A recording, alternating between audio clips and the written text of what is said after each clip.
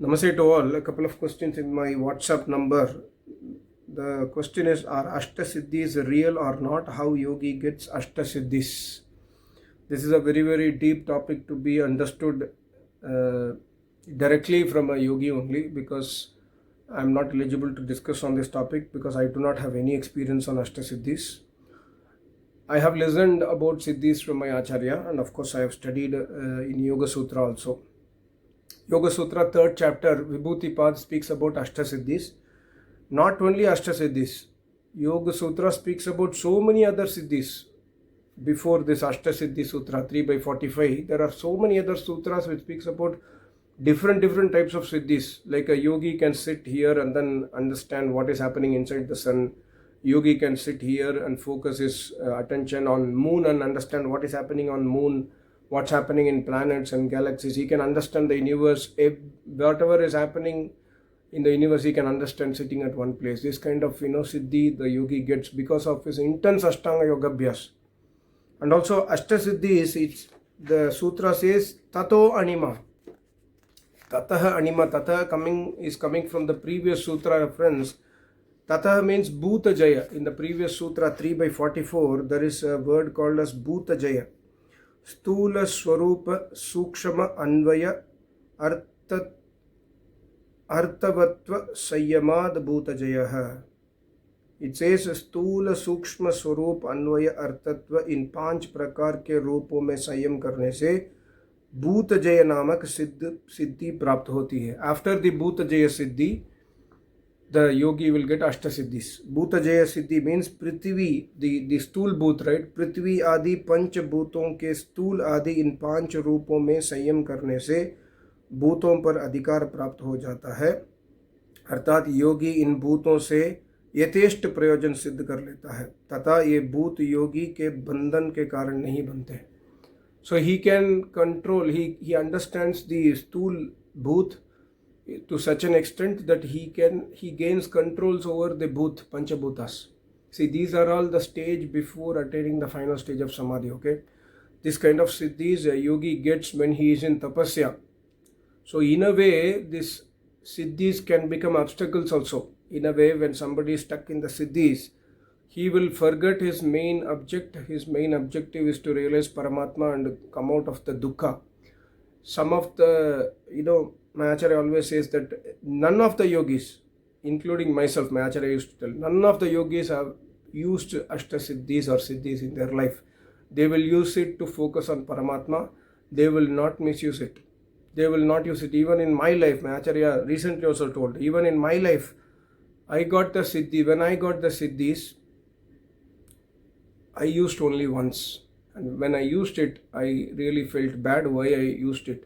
Of course, I used it for helping other person, but when I used it, I then realized that I should not use it. This is not something which I should use it. So my Acharya always said that my focus was not on Siddhis, my focus was on Paramatma. So when a yogi attains the Siddhis, he will get immense power. In fact, when you read the Siddhis description in Yoga Sutra, it says Anima, Lagima, Mahima, Prapti, Prakmaya, Vashitva, Irshitritva. There is something called as Ishitritva. Ishitritva means Paramatma ke saman.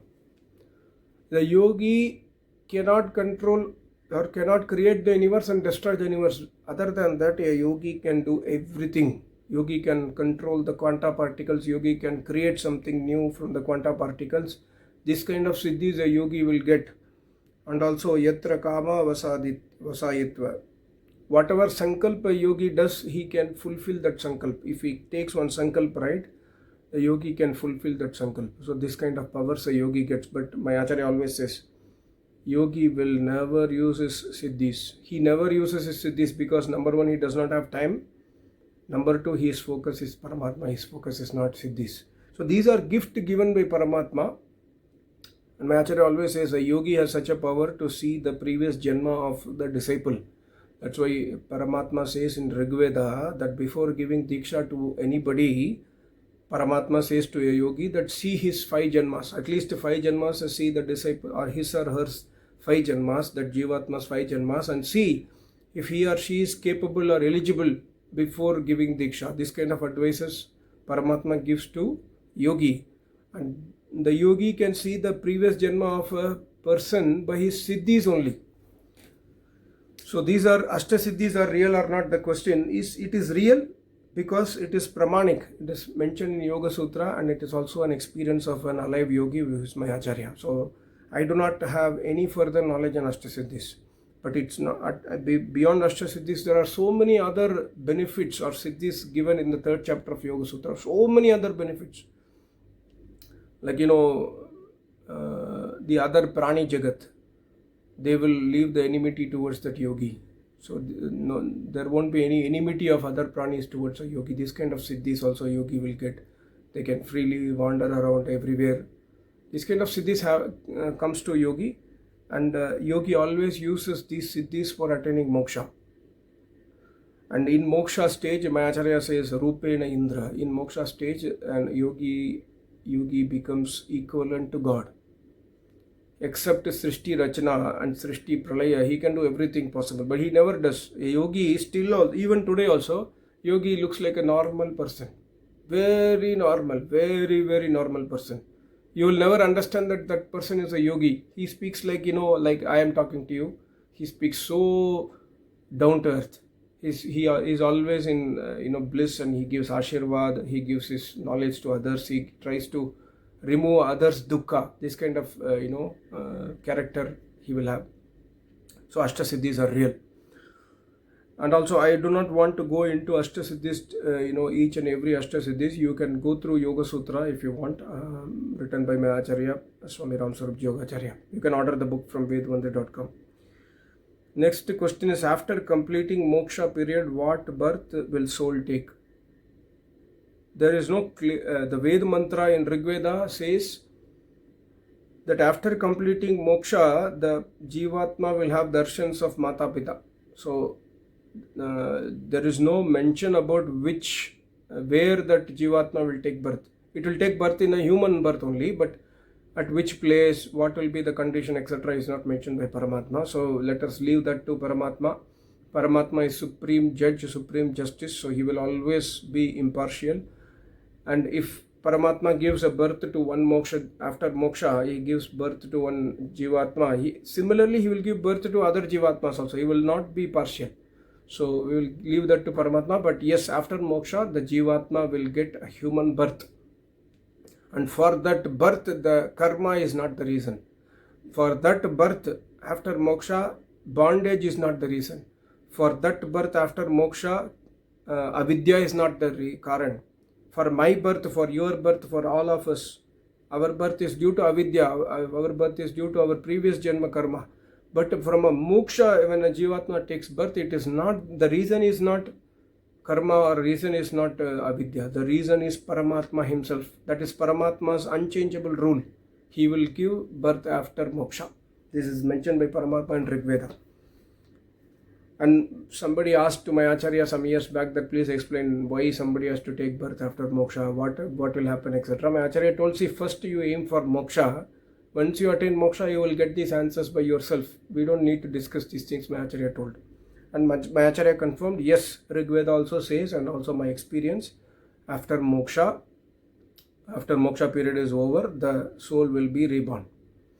Then, somebody will ask why we should aim for moksha. Like Maharishi Dayananda Saraswati has beautifully answered that tomorrow morning you will get hungry. You know that even otherwise, for today's food you will try hard. For getting today's food you will try hard. By knowing that tomorrow morning again you will get hungry, or today night you will again get hungry. So similarly, moksha we must try hard, because the period of moksha is so huge, 311 trillion years. So it is a long gap of no suffering. So we must try for moksha, Maharishi says. The next one question is, will soul move from one place to another place or not? Yeah, soul moves. When a human being dies, the soul moves out of the body. The soul moves out of the body under the control of the minutest air, which is called the Sutratma Vayu. In this case, the soul does not move it. The Vayu will take the soul to other place, other body, or other womb of the mother. So yeah, soul moves with the help of Prakriti. Soul, like I am moving from from Delhi to Himachal, from Himachal to Bangalore, from Bangalore to Japan. Like that, I'm moving from place to place. Why? I'm having the body, and body is made from Prakriti. The soul moves from one place to another using the Prakriti made body. When the body does not exist, the soul moves through the help of Vayu, which is also made from Prakriti under the control of Paramatma. In the Moksha stage, the soul moves under the control of Paramatma. Like when somebody is in Moksha, after leaving the yogi, after leaving the body, the yogi moves freely. Who gives the power to the soul? The Paramatma gives. Paramatma takes the yogi from Surya to Chandrama, from Chandrama to other galaxy, Andromeda galaxy, or any other galaxy, or outside the universe, to anywhere the Jivatma can move under the with the power of Paramatma. So soul moves from one place to another place. Yeah, thank you so much. Namaste. Om.